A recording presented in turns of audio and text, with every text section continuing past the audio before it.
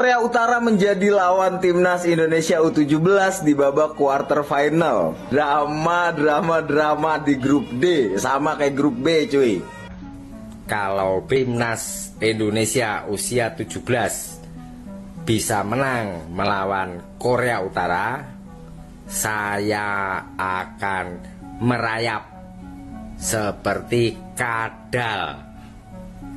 Ya, kenapa? Sulitlah mengalahkan negaranya Kim Jong-un. Dan lagian pelatih Nova Arianto masih terbayang-bayang oleh Shin Tae-yong. Dan Nova Arianto saat ini mengalami tekanan berat, karena kalau kalah akan diketawain oleh Patrick Kluivert. Ya, timnas Indonesia akan kalah melalui adu penalti. Mari kita lihat dan saksikan. Semoga adik-adik kita ini nggak gentar nih ya ketemu orang-orang korut ya guys ya. Kemarin ketemu Korsel, sekarang ketemu korut. Mau pulang sendiri apa mau dipulangin King Indo lo korut? Gimana menurut lo kita ketemu korut cuy? Pede menang nggak? Yang tadi gue berharap kita tuh bisa ketemu Tajikistan, kita ketemu Korea Utara, karena Korea Utara ini untuk kelompok usianya itu lumayan kuat cuy. Tajikistan itu dikalahkan dengan skor 3-0 loh sama korut loh. Ya semoga adik-adik kita ini bisa mengimbangi permainan Korea Utara ya. Dan hampir saja terjadi drama derby Korea. Bayang sih kalau derby Korea emang terjadi ya. Tentunya sudah banyak menantikan ya bagaimana tim Indonesia Korea Utara nanti malam. Kita bertarung di babak perempat final Piala Asia U17. Ini akan bermain di tempat biasa di Jeddah ya, di Pangeran Abdullah Al Faisal. Dan harapan semua masyarakat Indonesia, para penggemar timnas kita, bahwa kita bisa mengatasi Korea Utara. Wajar ya, ini harapan semua, doa-doa dipanjatkan untuk Matthew Baker dan kawan-kawan agar bisa menyelesaikan pertandingan dengan positif. Tapi harus diingat bahwa Korea Utara tidak mudah. Kita boleh mengalahkan Korea Selatan yang secara kualitas saya pikir Korea Selatan itu masih di atas Korea Utara. Namun Korea Utara tentunya berambisi besar juga untuk mampu mengalahkan Indonesia dan mereka bisa menembus ke babak semifinal. Karena pemenang antara Indonesia dan korut ini sudah ditunggu oleh Uzbekistan.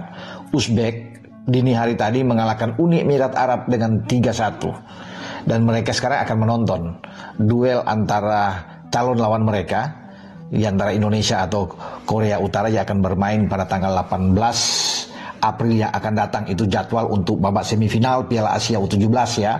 Teman-teman, kalau kita bisa melaju sampai ke semifinal, nah tanggal 18 itulah kita menunggu untuk bertarung melawan Uzbek, tim yang sangat kuat tentunya. Tapi kita tidak perlu berpikir sampai ke Uzbek dulu. Fokus, konsentrasi melawan Korea Utara. Korea Utara punya pemain-pemain yang bagus, secara fisik tidak perlu diragukan lagi. Korea Utara ini tim yang sangat baik karena mereka sangat disiplin ya. Mereka juga punya kecepatan, jadi makanya kita harus mewaspadai itu. Percaya diri boleh, tapi jangan terlalu berlebihan. Ya, kita tetap ya fokus dalam pertandingan melawan korut ini, karena lawan juga korut menaruh respect yang luar biasa terhadap tim asuhan Nova Arianto ini. Itu tergambar dari ucapan pelatih Korea Utara ya, Oh Tae-song, bahwa mereka mengakui Indonesia tim yang sangat baik dan bisa menyelesaikan pertandingan di grup C dengan 3 kemenangan melawan Korea Selatan. Mereka ikut menyaksikan ya, memantau kita bisa menang melawan tim kuat seperti Korsel 1-0, mengalahkan Yaman 4-1 dan mengalahkan Afghanistan dengan 2-0. Artinya 9 poin ini tidak mudah. Hanya ada 2 tim di antara 16 tim yang berlaga di Piala Asia U17 di Arab Saudi ini yang bisa sempurna 9 poin 3 kemenangan. Itu diraih oleh Uzbekistan di grup A dan kita di grup C. Nah, makanya 2 tim ini yang tidak terkalahkan itu pasti, kalau Indonesia bisa melewati korut ya, seandainya kita bisa melangkahi korut, kita akan bertarung dengan Uzbek. Jadi 2 tim yang tidak terkalahkan di fase grup.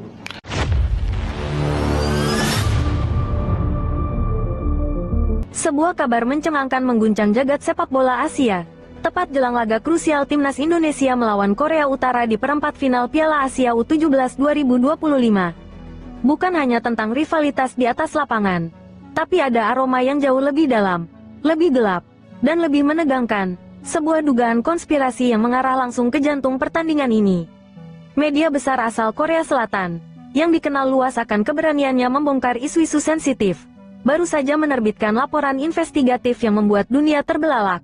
Dalam laporan itu, disebutkan adanya kejanggalan serius dalam perjalanan Korea Utara di fase grup. Yang paling menghebohkan adalah dugaan adanya pengaruh tangan tak terlihat.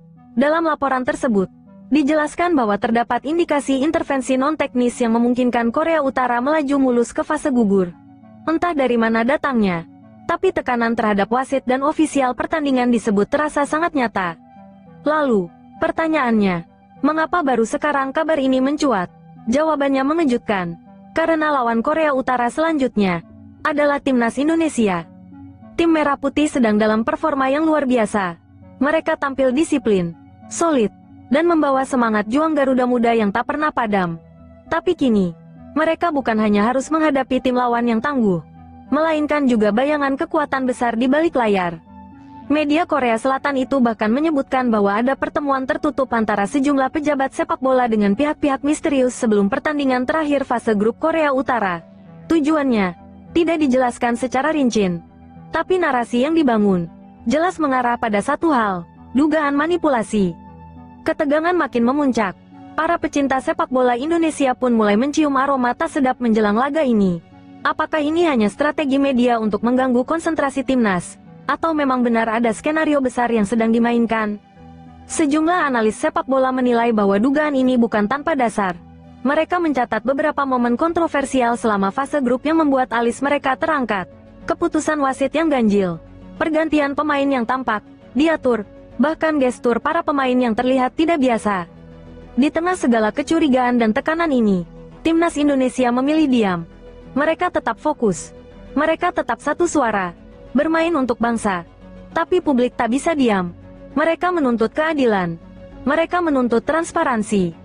Karena sepak bola bukan hanya tentang menang dan kalah, tapi tentang kehormatan.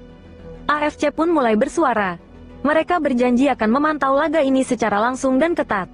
Mereka berjanji untuk menjaga sportivitas. Tapi benarkah semua akan berjalan adil? Atau, justru semua ini sudah dikendalikan sejak awal?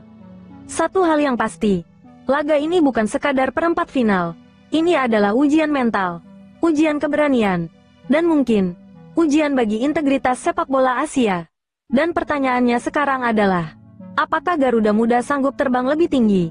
Meski badai datang dari segala penjuru, jangan lewatkan laga yang akan menentukan masa depan, dan mungkin mengubah sejarah.